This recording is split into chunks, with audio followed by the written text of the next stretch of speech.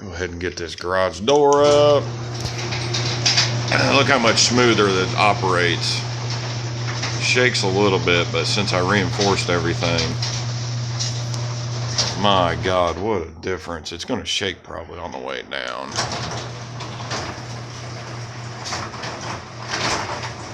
I'm going to have to get a new garage door if I'm this far into it.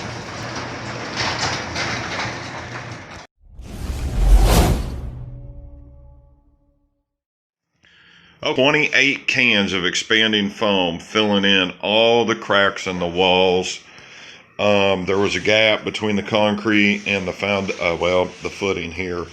And I have discovered more termite damage, which I already had a termite service come out for my house. And they were supposed to treat the garage, but I hit this board last night with a hammer and got some wood to see how solid it was, and there was termites in it. So basically I've got to come back in and reinforce all the walls and probably redo the footing. I might just re-support the footing and come up here and re-support the ceiling, but things are going pretty good for week 4. I'm just running out of time. So it's going to start getting really cold here, and I've got the roof pretty much supported how I want it. I'm running low on light now, but I've got some more wood that I got today, and what a difference this is making.